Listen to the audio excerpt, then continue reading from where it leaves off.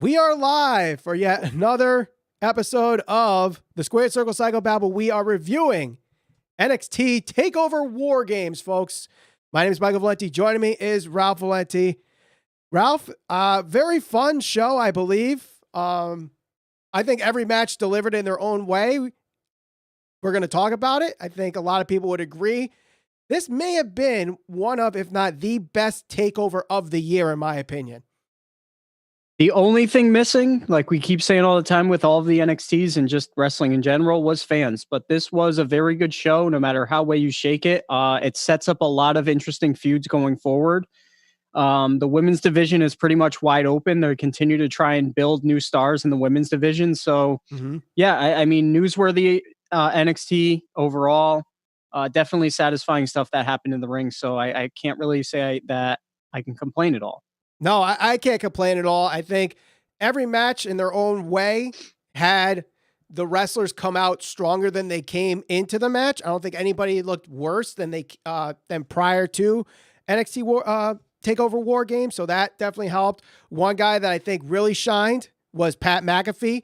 And the reason I bring that up is because before we even started the live stream, Mario Morales donated $5 to the super chat party and gave us a question. What is next for Pat McAfee?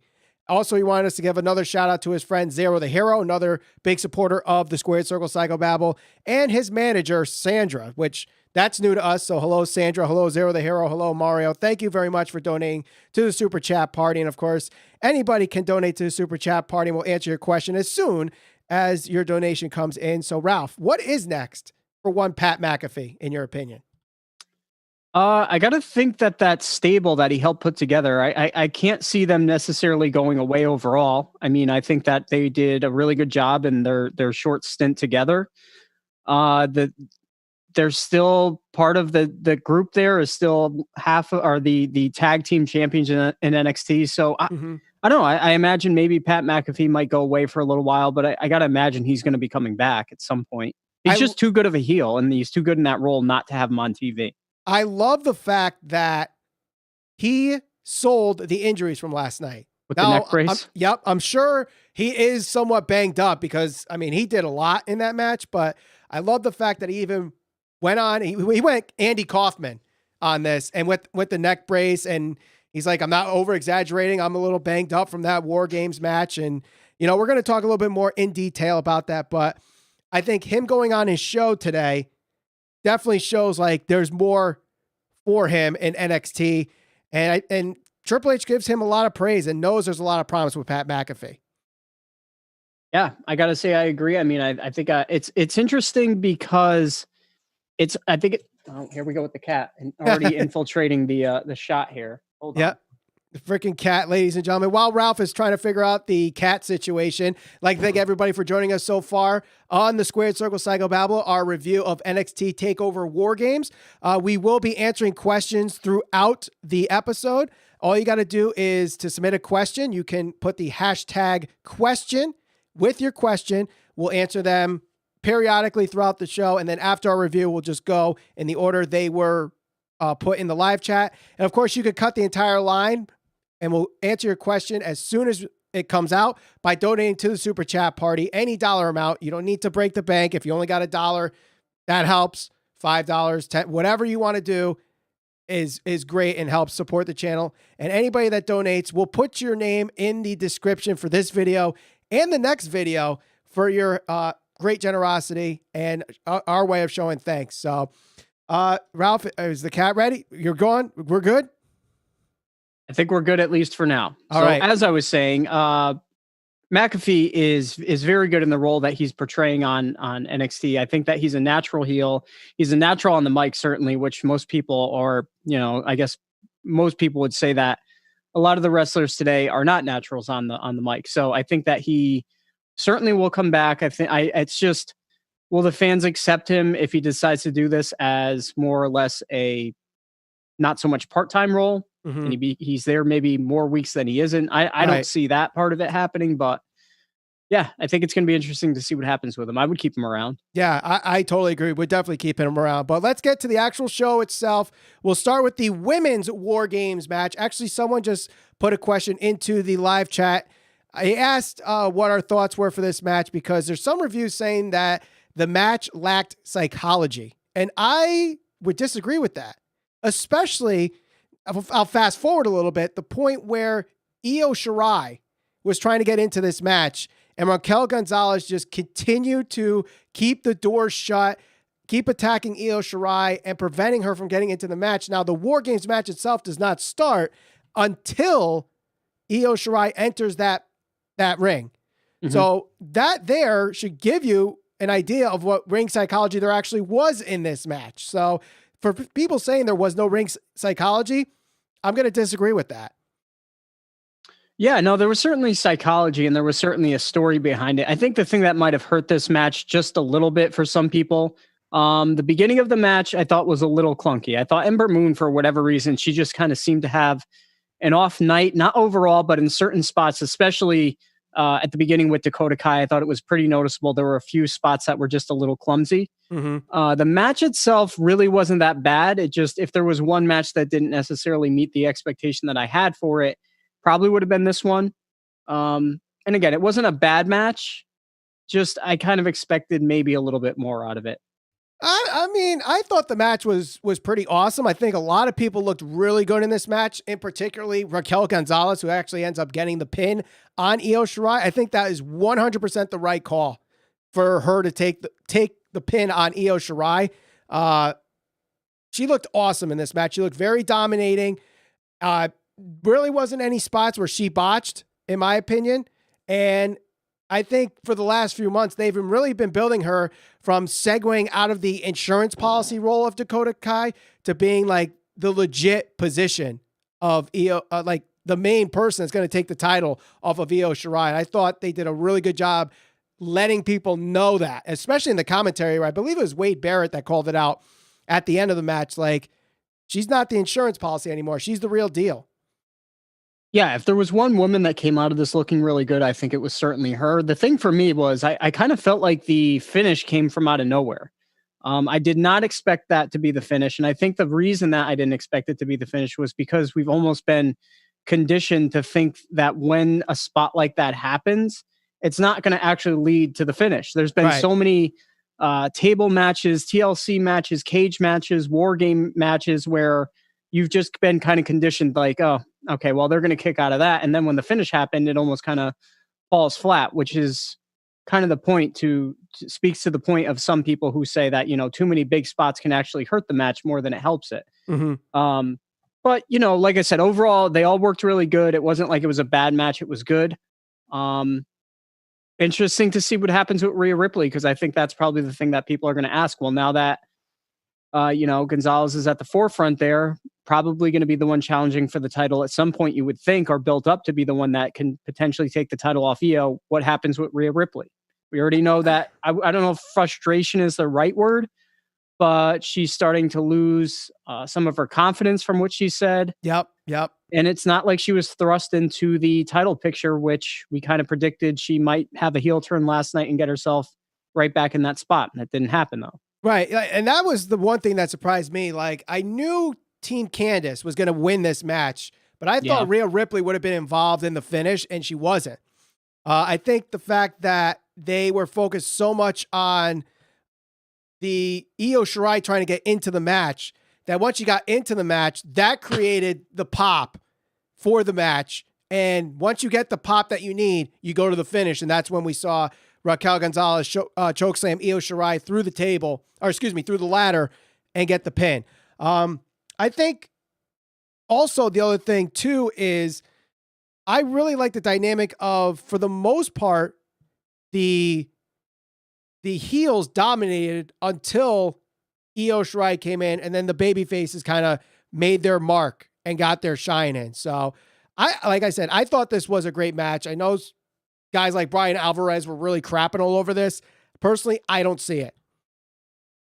No, I mean, look, these matches are hard to work to begin with. There's a lot of people involved. You need to kind of stretch certain things out, especially if you're one of the two women or two men that are going to be starting this match off, you got to stretch it out and make sure that, you know, it at least is satisfying for the fans so they don't lose interest, because really this match doesn't start until everybody's in there. Exactly. So that takes a while to get to that point. And then you have like a full match after that. And that was especially evident with the main event part of it. So, you know, it wasn't bad. No. It wasn't bad by any standard. You could certainly question the outcome with Io Shirai getting pinned, I think. But I think she needed to be pinned, because whoever pins her is obviously going to be the number one contender for the women's championship. Yeah. And that's the easiest way to book a number one contender. Just have her pin the champion. I know a lot of people don't like that concept of booking, but New Japan does it. AEW does it. Ring of Honor, I'm sure, does it. Like, everybody does this pin the champion to get a title shot thing. And WWE does it on a weekly basis with their tag team champions, I feel like. Exactly. So, I mean, yes, you could overdo the booking of it and it looks bad, but just doing it once in a while is not a bad thing. And I know people question whether or not Raquel Gonzalez is too green at this point. I think they've done a really good job at hiding the fact that she's not experienced. They've really hid that fact and attenuated her strengths in the ring. Let me point this out. NXT, as we've talked about, whether you want to say it's the third brand or developmental, right? It's one of those two, right? No matter, depending on who you ask. Yep. Raquel Gonzalez is going to work with Io Shirai, we presume, who is one of the best female wrestlers in the world. Right. She is going to be in a spot where she's probably going to be taken care of, because she's going to be wrestling a much smaller wrestler than herself. Yes. So it will be easy to make her look really good without kind of exploiting her. If she was going in a match with Rhea Ripley where it was supposed to be like this technical back and forth, there's a better chance that she'd be exposed if she is truly green. But, you know, having her go out there and potentially have a 5-6 minute match against Io Shirai, or maybe a little longer, depending on if it main events, on their third brand or the developmental show, it's not that big of a deal to me. Right. No, I think, like I said, I think it was the right call to have Raquel Gonzalez pin Io Shirai. Like, Candice is at her turn, and Toni Storm, I think that story with her and Ember is still percolating, so you don't need her. Dakota Kai, I believe, like, her stock ever since Raquel Gonzalez came to NXT has really gone down. Like, she's been more of the fall girl, where Raquel Gonzalez has been the muscle. Like, it's been very interesting how and Dakota Kai, to her credit, she takes a beating and does a hell of a job selling, and she did so in this match as well, I believe. Yeah, I thought she looked really good. Yeah. What'd you think of, one, Shotzi's tank, and two, Io Shirai entering the cage with a trash can? Tank itself was pretty cool. I figured we were going to get something like that because they teased it on NXT this past week. The spot with Io, I mean, she's been kind of known for that, right? The big spot off the top of the cage. The only thing that I would point out, and, you know, to keep it consistent, because we don't like when people stand around on the outside of the ring for AEW, got a little bit of that. There was also a small platform that was built on the top of the cage that I noticed. Did you see that? I didn't notice the platform. No. There was a little platform for her to stand on so she could jump off without having to lose, or without risking losing her balance on standing on top of the cage. Or the trash can. Yeah. Was that just hanging there? I don't know. I think it was on the outside and she just climbed up with it. Like, cause I didn't see it. Well, how about the bag of kendo sticks? That was a little, I kind of was like, oh boy, I don't know about this one. They brought out randomly had a bag of kendo sticks, and in the main event we had what were those? Cricket there rackets? Was a cricket bat. There was a cricket bat. Yeah, right. One thing I will say, and this has been on Raw and SmackDown too, like the kendo stick was used as a focal point in the Seth Rollins and Dominic Mysterio storyline, but then everybody was using kendo sticks. So it's like, what's the point of a kendo stick if it's, you know, going to be used everywhere? And it's used here in this WarGames match. And it's like they overuse freaking kendo sticks in WWE. Well, you can blame Tommy Dreamer for that. Maybe. The famous him, who was that? Him and Raven, or him and Sandman, I believe, with the famous caning.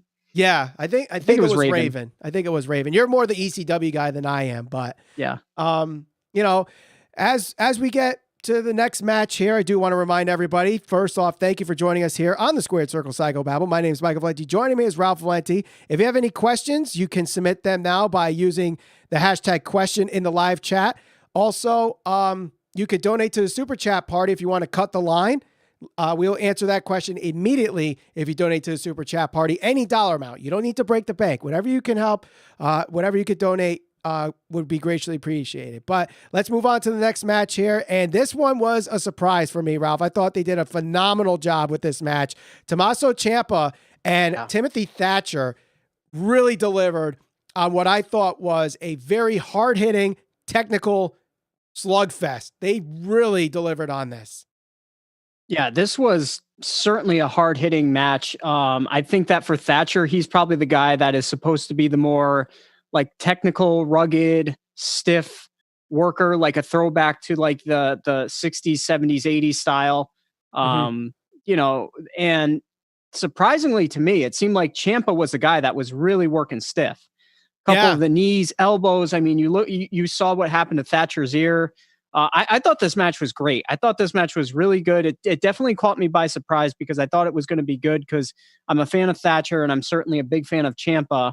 Yeah. But the build to it was a little kind of lackadaisical and kind of not where you'd want it to be. Of course. But they did a really, really good job. This was a really good match. It was really in your face, really stiff, good work, technical at moments, and good drama down the end of the match there, towards the tail end of the match, I should say. Right. And I love the fact that they did this in a way where Timothy Thatcher doesn't look weak in the loss. Like, he just got caught up by the guillotine on Tommaso Ciampa, leads to Willow's Bell, 1, 2, 3. Great match, great finish. I will say I am surprised because of the fact that Mr. Thatcher lost the match. So I'm a little surprised. I thought because Thatcher's more the new guy and Ciampa is the experienced guy, I would have thought they would have put Thatcher over there. Are they going to be a tag team? I don't know. Did you get I got the sense that because they kind of touched on this a little bit. They were staring at each other after the match. Almost like they had a newfound respect for one another. And I almost got the sense that they were trying to lead the fans to believe that there might be something there. Like, because I mean, if you look at it, where's Ciampa going to go? We talked about this yesterday. What is he going to do now? Exactly. I mean, what's Thatcher going to do? He just lost. Right. I think they need more tag teams anyway. Yeah, I think that question just came into the live chat anyway, and it's a great segue, but they need more tag teams. Like, you have Birch and Lorcan, you have Breezango, you have Undisputed Era. Everrise that are just kind of thrown in there, but they're a comedy cruiserweight team. Yep. You know, so they need to build up that division. And if Thatcher and Ciampa could get more TV time doing that, I think it works. And I think Thatcher right now needs something to get people more interested in his character, because I believe his segments on the Thatch Can Wrestling, that's hard to say, by the way. I don't think they're doing well in the ratings, and like people don't really, that's one of the segments that people tune out. So maybe if Ciampa stays on, that could help him get some more eyeballs to him. But we did get a $5 donation from the Unboxing Brothers. So another set of brothers, Ralph. Thank you for your $5 donation to the Super Chat party. Their question is, what is both of your standout matches of the year so far in wrestling? Oh, man. So off the top of my head, most recently, Drew and Roman was very good. Roman and Jay was very good. Io and Rhea was very good. The ladder match with the Young Bucks, Kenny and Hangman was very good. I know I'm forgetting some. I mean, I liked, let's see, so FTR and the Bucks. Yes, that was very good. That one there, I think, was the Bucks' best match ever, other than their match with the Golden Lovers. I think really both WarGame matches were pretty standout. Roman and Drew, Roman and Jay Uso, both Edge were and very Orton. good. Edge and Orton. Orton and Drew. Drew McIntyre is having a hell of a fucking year, man. He really is. He really is. If I need to go to New Japan, I think the match in the G1 with Tomohiro Ishii and Minoru Suzuki was a good one. There's a lot. I mean, we could do like a whole episode, and because we're in December, maybe we do a countdown of the best matches of 2020. I mean, that seems to make sense. It makes sense. So I'm sure we can let people in the community And, our subscribers can vote on it, and we'll just count them down. Maybe we do a live countdown, and as we ring in the new year. Cody and Darby also was very good. Yep. There's a lot of good matches. MJF and Jungle Boy, but let's get back to NXT WarGames here. Someone just asked Tommaso Ciampa, should Tommaso Ciampa go for the NXT Championship next over Finn Balor? Oh, Karrion Kross is coming back. Yeah. Ciampa ain't going anywhere near that title. Exactly. So not yet, at least. Right. All right. So the next match that we have here is the strap match, and that is Dexter Lumis versus Cameron Grimes to the moon. Although this was good. This was really good. Really good. I love this match. Like, I think it was going to be like a little 10-minute. Dexter throws Cameron Grimes around for a while, and then that was it. But no, like, this had psychology. This had storytelling. This had Cameron Grimes building some confidence. This was a hell of a good match for what it was. It didn't work a comedy angle. It was a legitimate wrestling match. Yeah. By the way, the spot where Cameron Grimes did that kind of back, almost like picked Lumis up and dropped him over the barricade. Yeah. That was a cool spot. Yep. That was. And I thought the match was very good. Yep. There was a spot where Dexter Lumis threw Cameron Grimes through the barricade as well. Mm-hmm. There was a spot where I think it was Grimes took the strap around the scaffolding and kind of tied Lumis around.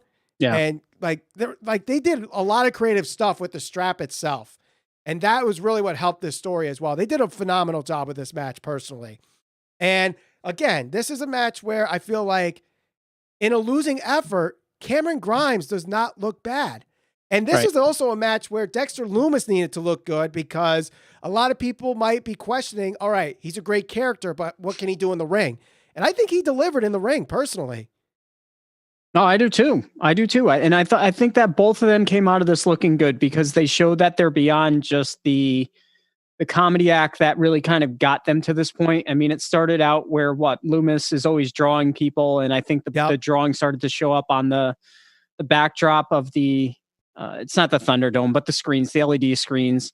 The Capitol Wrestling the House Center. of Horrors. What was that called? The House of Horrors match? Is that what it was called? The House of Terrors match. Okay. Yeah. So there was that. And, it was really kind of a goofy lead up into this match. And the match itself had a serious tone to it. And it was good. They really went out there and I wouldn't say stole the show, but they certainly held up their end of the bargain. I definitely agree. And now the question is, what's next for both of these guys? Like, Lumis, I feel like, is one storyline away from being in that NXT Championship picture. Cameron Grimes, now because of who the North American champion is, he can't really be in the North American title picture, but I feel like he can be in another serious storyline with somebody. Mm-hmm. I just don't know who they could pin him with yet. And I hope they don't have nothing for him and he's off TV because of that. Well, let me ask you this. In the next match we're going to go over, we saw Leon Ruff. Leon Ruff looked really good in a losing effort last night. Mm-hmm. Now transition him into a feud with Cameron Grimes, where Cameron Grimes could be essentially the jerk who's telling him he's a joke and all these things, and he's cutting the promos on him, and let Ruff get his revenge and beat the crap out of him. That might not be a bad little story. If you do that, though, do you risk the worry of having Grimes lose too much if you do that? He doesn't need to lose right away. No, but that's what I'm saying. Like if Grimes loses back-to-back feuds, if he ends up losing this feud with Ruff in the way you do it, yep. Would that be too many times he's losing? Because I believe the feud that he was in before that, he was losing that one too. So, like, he's a great character, but when does it get to the point where it's like freaking Heath Slater all over again? I don't know if I see Cameron Grimes beyond what he's doing right now. I like him. Yeah. But, I mean, is he anything more than a comedy guy? I think maybe a North American champion? Yeah, and I'm not saying he's got to be like NXT champion or go to the main roster and be WWE or Universal champion. No, but I believe like there's more to him than what the way WWE booked Heath Slater. There's definitely more to that. And I think they could right the wrongs that they had with Heath Slater with Cameron Grimes. That's why I think, if that makes sense. No, I get it. I mean, I think Cameron Grimes would be fine in NXT. And I think if he went to the main roster, his personality is good enough to stand out on the main roster. Mm-hmm. Yeah. I don't know where he goes from here on NXT.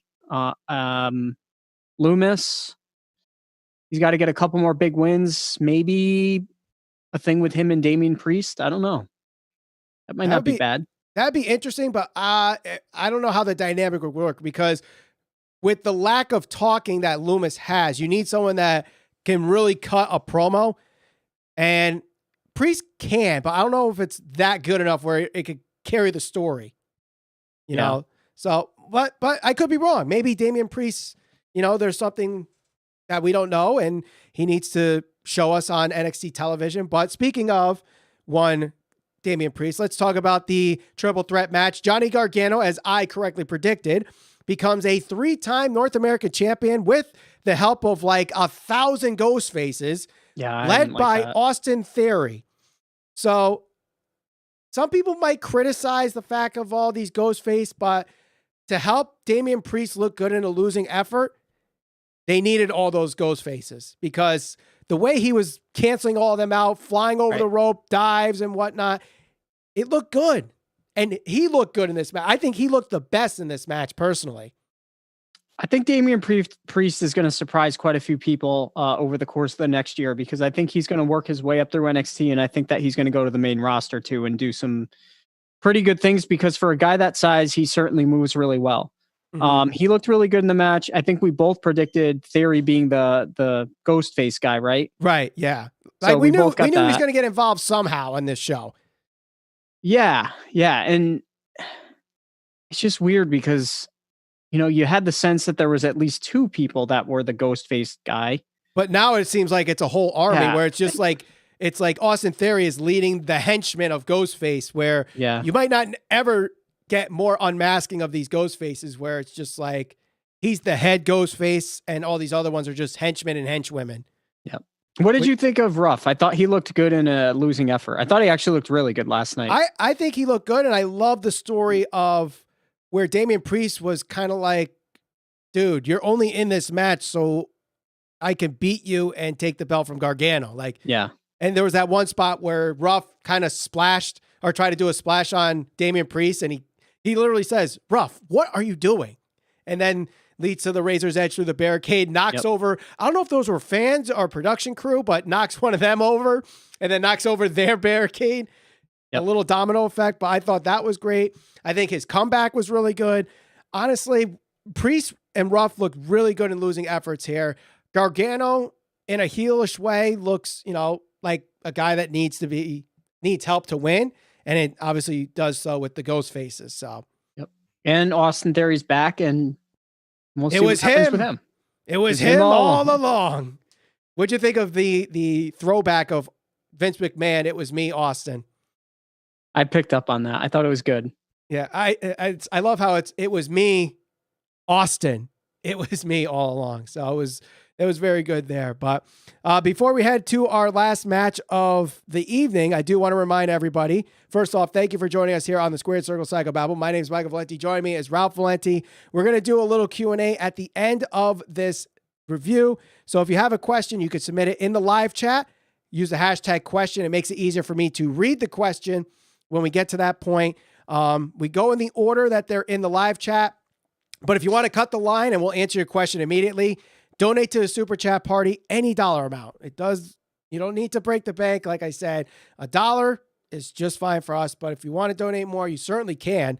And it helps support this channel as we continue to do more of these live chats. I mean, we've been doing more and more live streams because we feel like we're connecting with the community more and more. So the more you guys help us, the more we help you and give you what you guys want in these live chats. So, but let's move on to the main event, Ralph, and that is the men's WarGames match between Undisputed Era and the Kings of NXT. This match, I think, was almost an hour. Mm-hmm. I believe was like 57 minutes, the entire segment, from when the lowering of the cage to the rolling credit was like 57 minutes. And I never felt like this match was long.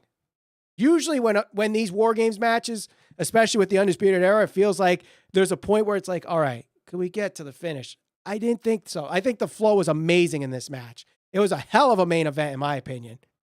I especially liked the tail end of the match, the last couple minutes of it, where they were trading finishers and that stuff back and forth. Mm-hmm. The one thing that I wasn't a big fan of, I didn't think Pat McAfee should have kicked out of the Panama Sunrise, especially because he's not a main roster. Like, he's not a mainstay on the roster there. You know that he's a celebrity kind of just working a match, but you know, it happened. It didn't necessarily hurt the match or anything like that. I thought the match itself was very good. And similar to you, I watched this match back 2 times already.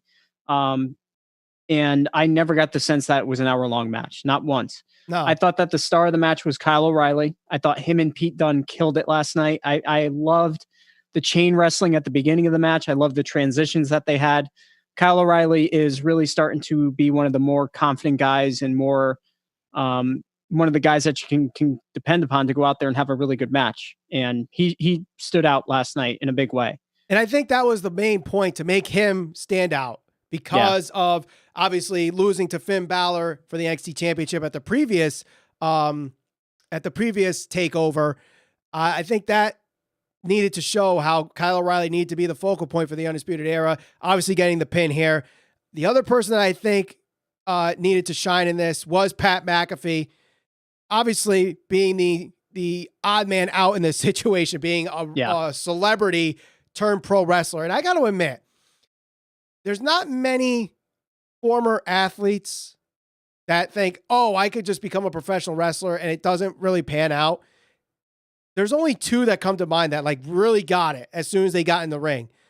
One is Kurt Angle and the other is Ronda Rousey. And I think Pat McAfee deserves to be in that conversation.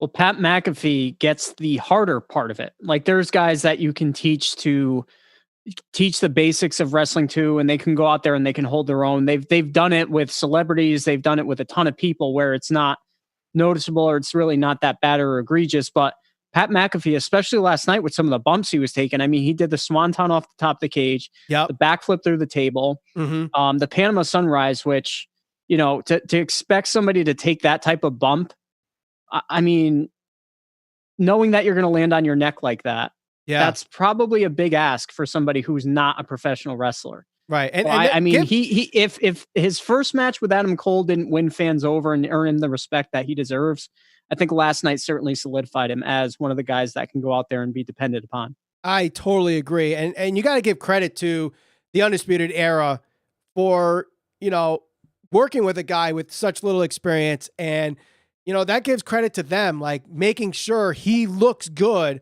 with the lack of experience. And, you know, I think everybody here looked awesome. There were some really good spots, like you mentioned. I think the big spot that I really loved was the bitter end on Adam Cole onto the chair. Was an amazing spot. That one there was just, I think, was the spot of the whole match. And then Pete Dunne got the backbreaker on Roderick Strong. And it looked like he went 10 feet in the air before he landed on Roderick Strong's knees. He went flying. That whole sequence was great. And one of the little subtle things, now this is what separates just an average wrestler or a good wrestler from somebody who is just so good. When McAfee kicked out of the Panama Sunrise, the look on Adam Cole's face was just priceless. It was awesome. I mean, that face alone told a story like nothing else. That was awesome. That just goes to show you, like, it's not just about the moves and the sequences and going out there and doing a bunch of flips and stuff. It's about the emotion that goes into the match, especially considering how much these two hate each other, or supposedly hate each other for the story. And the face that he made, I mean, certainly not like to the level of like when they panned in on Undertaker when Shawn kicked out of the tombstone at Mania.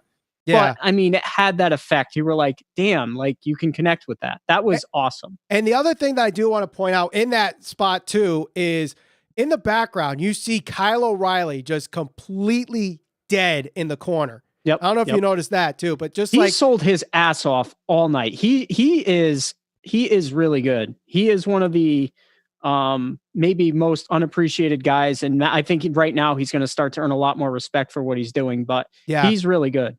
I agree. Like, there's a reason why Kyle O'Reilly got put in that NXT Championship match against Finn Balor because, like, yes, he's a tag team wrestler, but he could definitely hold his own in singles competition. Do I think he's the NXT champion of the future? Maybe not, but definitely a North American champion. So I really appreciate it. Did you happen to see when Roddy Strong was coming into the ring and Oney Lorcan just absolutely like shoulder tackled him into the corner? I mean, he laid him out. He did. There was some like I said, Oney Lorcan's another stiff worker too. Yep. Lorcan is like probably the stiffest guy in NXT. Like he just brawls, man. Yep. He definitely beats people up. And one thing from a storytelling perspective that I really liked too was as Pat McAfee is bringing in all these different weapons and whatnot, he brings in the table. Each table had the Undisputed Era logo with a member on it. And I believe with the exception of Adam Cole, everybody went through their respective table. Yep. I don't know if you caught on that. I did. Yes. And again, just McAfee being the jerk that he is and drawing heat. Every chair and every table that went in, he had a comment. There's one for you. And just whatever he was saying, it just gets under your skin and makes you want to see Adam Cole beat the crap out of him, which when they finally locked eyes, when they were both on separate sides of the ring. Yeah. Again, just another great moment. Yeah. And like that's storytelling. That's the stuff where the stuff before the match is so important leading into the match because it just makes the match better. Like the 3-star match becomes a 4-star match. The 4-star match becomes a 5-star match because the story beforehand, it really makes a huge difference. Now, I do want to give a little shout out here to Prince Leo. He did give a $9.99 donation to the Super Chat party. So this month of the WWE Network is on him. Thank you, Prince Leo. He says, do you think they're getting O'Reilly ready for a big singles push? I always thought he was a gold mine the NXT was sitting on. He may be the Triple H to Cole's Shawn Michaels. Yeah, I mean, I think that the story is an easy sell. I think that right now he's certainly operating on all cylinders. So the one thing that I think they'd have to do is they'd have to figure out, okay, who's going to be the leader of the Undisputed Era? Do they kick O'Reilly out and turn heel and, where it's like O'Reilly earns like a title shot and Adam Cole gets jealous and they kick him out? Or does Adam Cole like lose a big match and they turn on him or something like that? But yeah, I think that if they're not all going to get called up to the main roster, I can certainly see something like that happening. Yeah. And I think honestly, like the Undisputed Era doesn't necessarily need to break up. They definitely need to see how this baby face run works with the Undisputed Era. And you know what? You can have Kyle O'Reilly go in the singles run for the North American Championship like Roddy Strong had at one point. And then maybe you do Bobby Fish and Adam Cole for the tag titles. Yeah. Or, you could definitely throw some different combinations around. Like it doesn't necessarily mean you have to break them up for a singles push for Kyle O'Reilly. Like Kyle O'Reilly can get the singles push and stay in the Undisputed Era. Like, I don't think it needs to disband at all. Yeah.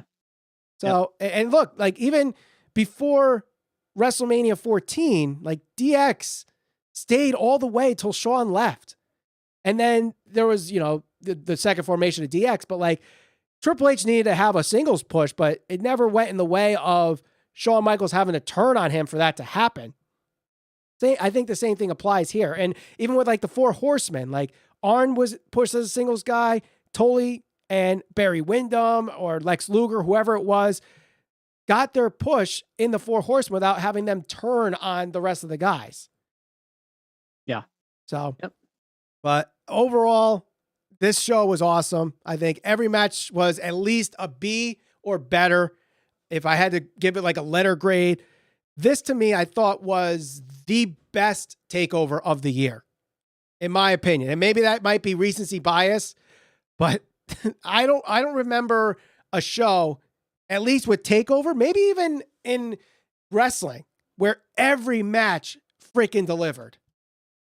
Takeover used to be like that consistently. Every single one before pre-pandemic. I mean, I went to the 2 Brooklyn ones in a row, and those were both great. That had some of the best atmospheres I've ever been to at a wrestling event ever. So. Right. I agree. I mean, Ricochet and Adam Cole was one that sticks out. I mean, the backflip where he super kicked him in the face. Oh, that was a great spot. Awesome. That was a great spot. So that was the one that you went to. And then the next year we went together. And we went to the Bridgeport one, which also another really cool spot was do you remember when Riddle did the back suplex, German suplex off the rope on Velveteen Dream? Yes. From the outside to the inside? Yep. Yeah, that was sick too. Yep. There was a lot of good ones, but yeah, I mean, someone also says Takeover Portland. That was another one.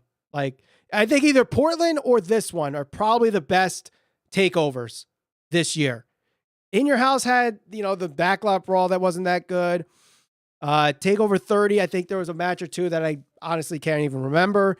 Was that Keith Lee and Karrion Kross? Yep, where Karrion Kross got hurt and the match wasn't that good? Yep. So like, there's been a couple of shows where like 1 or 2 matches haven't really been up, but I really don't see a match here that did not deliver or was not good or had issues with anything. It was a perfect 5 matches, fit 3 hours. Awesome show, personally. Yep. If you are getting your $10 of the WWE Network just for takeovers, I think this month you got your money's worth. And personally, I could have paid $50 if it was, like AEW. I would have paid $50 for this takeover personally, and it would have delivered. So that's our review on NXT. What are we going to talk about now? Impact? Well, we do have our questions, Ralph. And of course, anybody wants to put in their questions, use the hashtag question, and we will answer them in the order they come into the live chat. If you want to skip that line, you donate to the super chat party. Any dollar amount will get you to cut the line. So we thank everybody for joining us so far here on the Squared Circle Psycho Battle. My name is Michael Valenti. Joining me is Ralph Valenti. And, like I said, great show. But let's get to the questions. And it doesn't have to be NXT related. It could be AEW related. It could be Impact related. We'll try to answer them as best as we can because, there's only so much wrestling to watch. But again, you talk about WCW. We could. The reformation of WCW. Can you believe that someone actually tried to say there was a dude? Do you see the typos in the freaking press release? Yeah. Supposed press release. Yeah, it was bad. Like, how could anybody even take that serious? I don't know, but all right. So let's get to some of the questions here. Again, they're in the order that they came in on the live chat from the beginning of the show. So again, if you want to cut the line, donate to the super chat party. Any dollar amount helps. So the first question is, how do you think the AEW show would look if it wasn't for the travel issues, seeing as how AEW has had many foreign wrestlers? Their women's division might be better because a lot of the women's division are foreigners. I think between the injuries and the lack of foreign wrestlers hurt the women's division the most, personally. Yeah. I mean, who else could they potentially get? I mean, it certainly hurts the women's division. It hurt them because Pac wasn't there for so long, and he was one of their. He had some notable feuds before he left. They just put the Death Triangle together right before he was stuck. Matches against Kenny Omega, feud against Kenny Omega. That was probably the highlight of his career so far there. I think it's going to get revisited now too. Like either him and Omega or him and Paige. Like Pac is going to get back into that main title picture eventually once he's done with whatever he is with Eddie Kingston. And it looks like that's segueing into Lance Archer too. So, like I said, you don't have Riho, you don't have Chris Statlander, Penelope Ford due to injuries. Bea Priestley is not there anymore, is she? Bea Priestley's not there anymore. In fact, she is with Stardom and doing something with her boyfriend Will Ospreay in the Empire faction. She's like the valet for Will Ospreay now in New Japan. But if there's a partnership in New Japan, it most certainly can happen where she returns. But I was just thinking about that. Yep. All right. We did get I think I got this right, Ralph. A £5 donation to the super chat party. Mark Hughes, thank you very much for your £5 donation. I think If I'm wrong again, please yell at me in the live chat, because every time we do one and someone sends European current, I always get it wrong. But I think it's 5 pounds. But here's the question. Who do you think attacked Moxley? I think Callis brought someone like Sami Callihan in with him to do it. Who do you think it was? I was just thinking about this when we started recording. I don't know why it popped in my head. Probably because I was thinking about the match and I was like, they never revealed who attacked him. I have a feeling we'll find out tomorrow night at Impact. I think it's Gallows and Anderson. That might be a safe bet. As if they're trying to bring the Bullet Club to AEW. That might be a safe bet. Either that, I know some people wanted to allude to the fact that it was Hangman because of how Moxley was laid out, like the tarot card Hangman. I don't think it's Hangman Page, that you're just reverting back to the story that they just got out of. And It looks like Hangman's doing his thing with the Dark Order. Ben Sid? No, it's not Sid. Hakushi? Kurgan. He could have brought Kurgan back. Cyrus. Well, no, that's Don. Well, it could be Don Callis too. I didn't know if people were going to catch on. Yeah, but Cyrus in the FBI in ECW? No, he was no. He was the authority figure. Right. Was he also Little Guido? Right, Little Guido was in FBI, but someone said it could be. Someone said it could be Shaq. I don't think it's Shaq attacking John Moxley. No, I wouldn't say that. But yeah, that's a good question. Thank you very much, Mark, for your question and the 5 pound donation. If I got it wrong, I swear to God, I'm just done with calling it a pound or a euro. I am looking forward to the debut of the Varsity Blondes. Yes, good old former guest of the Squared Circle Psychobabble, Brian Pillman Jr. And you know what? Listen to the week this kid's having. He won the Ohio Valley Wrestling Championship. Then he is going on Dynamite this week against FTR. And then he's going for the NWA World's Heavyweight Championship against Nick Aldis. That's a freaking week, man. Yeah. Freaking week. And I don't even know if he's doing anything with MLW this week either. If he is, God bless the man. Yep. Hard-working man, that kid. Doing a great job. And our good friend Zero the Hero just donated $2 to the Super Chat party. Hello, Zero the Hero, one of our biggest fans. You'll see him in the comment section of almost every video that we have. If you subscribe, watch all our videos. He said, will Kenny Olivier, not Kenny Omega, Kenny Olivier, give Impact over 500,000 viewers? No. Last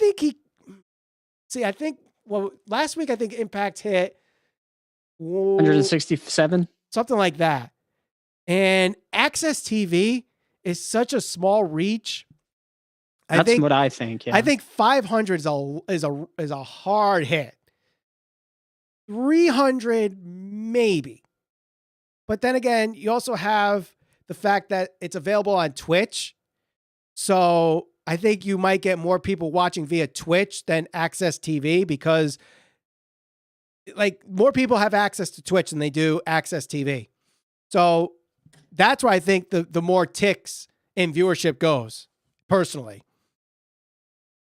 I agree. I think just because it for some people it's going to be really difficult to, if you don't have access to Access, no pun intended, or you don't have a Twitch account, or you're not going to stream it that way, probably just going to wait for it to hit on YouTube. Like that's probably what I'm going to do. Right. And there's probably a lot of people in that boat. So 500,000 like actually watching, I say no. 500,000 overall. Yeah. 500,000 people will probably watch that segment, whether it's through YouTube or elsewhere. Yeah, I agree. It's going to be tough, and also, Impact Wrestling, I think their biggest reach really is YouTube, because I believe outside of WWE, they might have the second highest subscriber count on YouTube for a wrestling promotion, I should say. I don't know if AEW surpassed it yet, but I'm pretty sure Impact has I want to say 10 million subscribers. But they also have a huge following in India, which helps with the subscriber count. So, here's a question going back to NXT. Do you think Undisputed Era is going to the main roster? No, not yet. That would have been a hell of a swan song if they are, though, but I don't see it right now. I think they might be one of those guys that just are. I don't want to say afraid, but they're the ones I think because Triple H wants NXT to be a brand and not developmental. I think they're going to be a focal point in this. So, what do you think? What are you laughing at? You can be a witness protection and work on Impact, and you'll still be safe. That's horrible. That is horrible. I just saw that in the live chat too. Next question. Do you think that Dolph Ziggler should go to NXT, and do you see the NXT having a King of the Ring tournament? No to Dolph going to NXT. If anything comes back for like retro or nostalgia, it seems like Triple H is doing things that Dusty Rhodes created. Yeah, he brought back In Your House, which was a WWE thing, but that's it. I would love for him to bring back King of the Ring, but I don't see it. Yeah, I think that would certainly be interesting. I think it'd be pretty good. I mean, we were just talking about, well, what do they do with Cameron Grimes? I mean, you can make him King of the Ring. Yeah, imagine him doing something like that. But what might not be too bad. What happens to Baron Corbin if they bring King of the Ring to NXT? Oh, does he finally lose the King gimmick? You would hope, right? You know, that's got to be one of the worst gimmicks. Like Baron is such a good guy on the mic, and he's a good wrestler, but he's like Impact Wrestling, where like he just has this permanent stink on him, where his reputation, he could be like a main event WrestleMania guy that draws a shit ton of money, but fans just have this bad stink on him, just because of being the scapegoat for the bad ratings on TV. And he's boring. And then it was the vest coats and the dog food match, the mid card vortex, and the King Corbin gimmick. Like they just put him in such lose situations personally. Yep. So let's see what the next question could be here. There was a good question about like Brett and Sean somewhere. I'll have to find. So there's one right before that, and I think I just saw the question. But Full Gear or WarGames, which was better? Oh man, they're two completely different shows because Full Gear was like 9 matches, WarGames was 5, and I mean, WarGames hit all 5 of their matches, but Full Gear, I think there were a couple that missed. Yep. But do you just take the 5 top matches of Full Gear and combine that and compete with the top 5 matches or the 5 matches on WarGames and just go with that? Like, that's a tough one. If I had to choose, like if you had a gun to my head and I had to choose, I would probably go with WarGames just because they didn't miss. And Full Gear had a couple misses. Yeah, I mean, I hate to compare them, especially because it's not like they were on the same night or even within the same week. Mm-hmm. They were both good. They were different.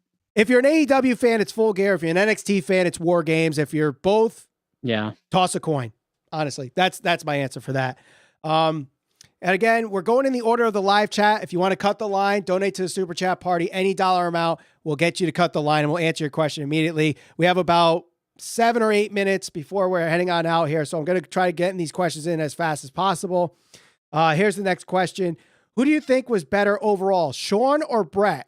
And if some talent like Rock, Austin, Sean, Brett, and Hogan were still wrestling, would Omega still be considered the best in the world? I think, I think ultimately Sean was probably better than Brett. I think Brett was more technical, but Sean put on better matches. Yep, I agree. Sean, to me, Sean is the best wrestler of all time. So anytime it's Sean versus anybody, Sean's winning, in my opinion. Yeah, and Kenny Omega, comparing them to those guys, are we talking like now, like Hogan now, or Hogan in his prime now? Are we talking Hogan Brett? So going back to that list, Kenny Omega, just in terms of draw and everything, he doesn't else, come star close power, to any of them. He doesn't even. It's not even in the same stratosphere. Right. I think maybe I'm not even trying to be disrespectful, but it's just not. I think the only ones that he may come close to is Brett and Sean, because when they were top champions, like WWE was on the brink of bankruptcy. And that just goes to show you, like, good wrestling does not necessarily draw. characters draw. And and like I said, Shawn's my favorite, and I grew up with Shawn Michaels, but just do the research and you'll see like he wasn't drawing. And maybe it was because he had Mantar and Duke the Dumpster Drosy, and literally Shawn was the only good wrestler Ludwig at that Borga. time. Ludwig Borga. There were some pretty bad wrestlers. The Goon. No one, and people say today's WWE sucks. Go watch 1995 WWE or 1993, 90, like between 1993 and 1995. Go watch that, and then go watch today's WWE and tell me that today's WWE is worse than it was in 93, 94, 95. I dare you. Dare you. But let's see. What's the next question here? Do we have any more coming in? Do you think Kota Ibushi is going to join Kenny Omega and become the Golden Lovers in AEW? And do you see AEW could do a new version of NWO? NWO no. No. Bullet Club, maybe. NWO, no. I think the way New Japan signed Kota Ibushi last year to a pretty good contract, and that's why he's getting pushed the way he is in New Japan. So I do not see the Golden Lovers coming back unless there's a partnership. And right now it's TBA, to be announced, to be determined. I don't see it happening. I agree. So, is Triple H going to give Pat McAfee a contract as a full-time NXT guy? I don't know if Pat McAfee wants to be a full-time NXT guy. Maybe. I mean, if his goal is to be a full-time professional wrestler and Vince allows him to do his podcast as a third-party affiliate, I don't see why not, but he doesn't need it. Yeah.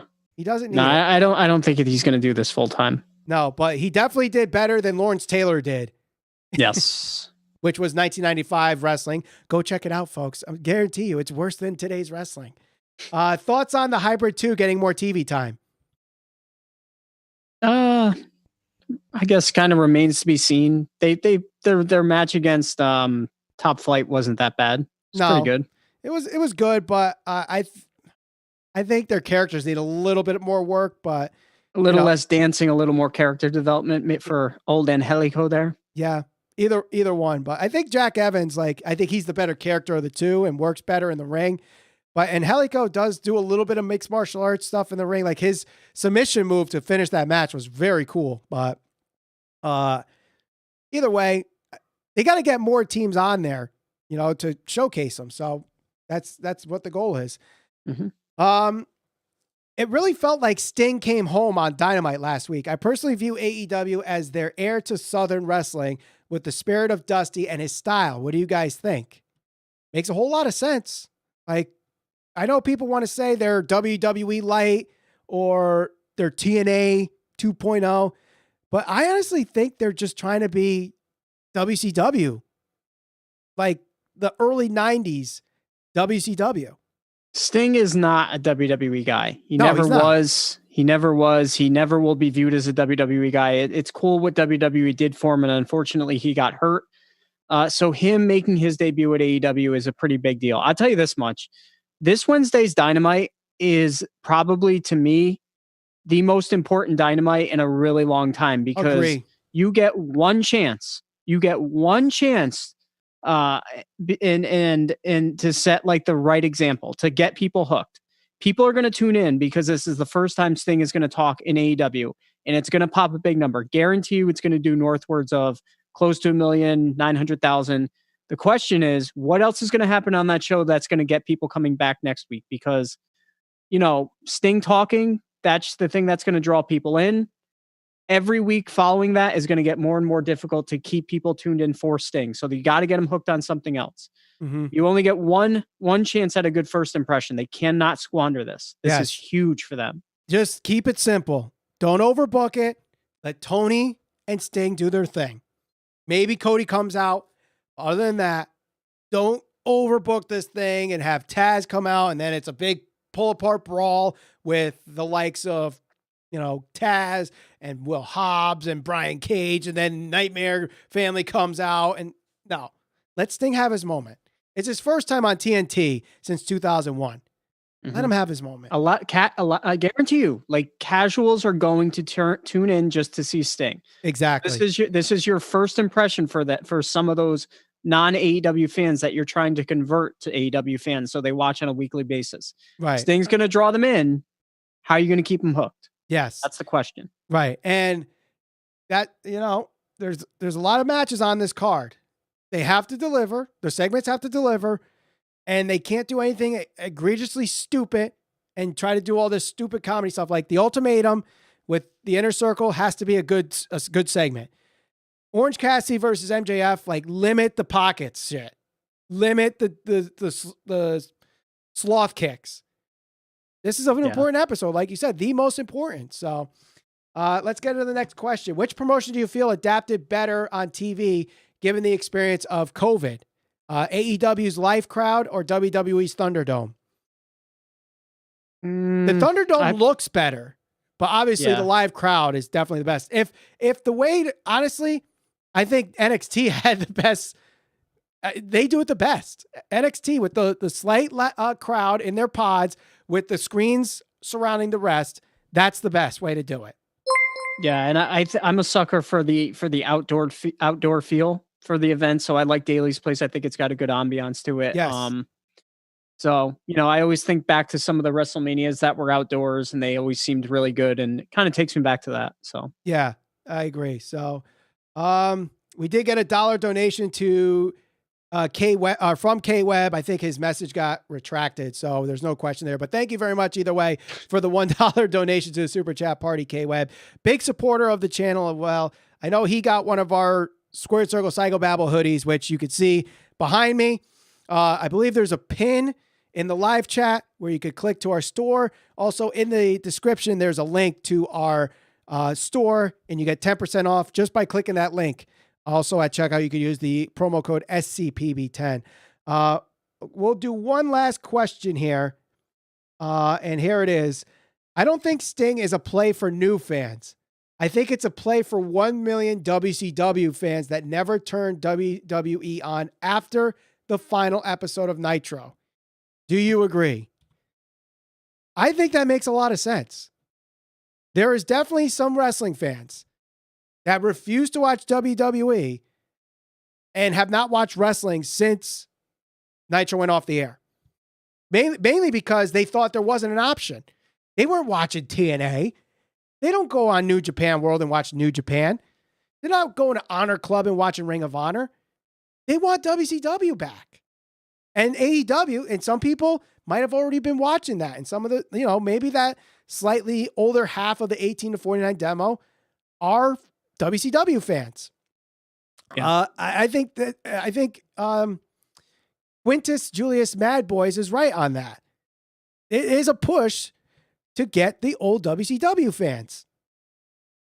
Yeah. And not only WCW fans, Sting had a really, really prominent role in TNA for a long time.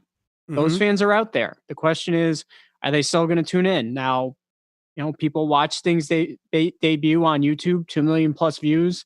We know that it was over 1 million for his debut on TV. Somebody's watching. Yep. So they're there. Yep. They're interested, at least right now. Definitely are. But I do want to, thank everybody for joining us here on our live stream of the Squared Circle Psychobabble. We reviewed NXT WarGames. We did a few questions. You guys came out with some amazing questions. I do want to also give a shout out to our people that donated to the Super Chat Party: Mario Morales, the Unboxing Brothers, Prince Leo, Mark Hughes, and Zero the Hero, also K-Web. Thank you guys very much for joining us here and donating to the Super Chat Party. Thank you guys very much for giving your questions, talking to us here. Another $5 donation as we're about to close it out here from Jackalope Music. He gives $5. Is there any scenario where you all do an After Dark podcast for AEW Dark Series as a one-off experiment? We could try. I mean, the thing is, like, Dark is like Sunday Night Heat. Is there really much progression for it? Like, can we really do a whole podcast on AEW Dark? That's the question. I wouldn't be opposed to trying one episode. We could try it. We most certainly will, because I know some people have, but I mean, that's tough. You know, and especially because the way we record these shows, you know, there's an episode that goes out Tuesday, but we record it like Sunday or Monday. So that means we got to add an additional day to recording. We'll see. We'll definitely play it. We'll run it up the flagpole, as Cody Rhodes says. There you go. So thank you very much, Jackalope, for your donation as we head on out. If you're new to the channel, subscribe, hit that bell for notifications. We'll be back on Thursday where we review AEW Dynamite after their big show with Sting and NXT after their big WarGames takeover. For Ralph Valenti, my name is Michael Valenti. Thank you all for watching, and we'll see you on the next episode of the Squared Circle Psychobabble.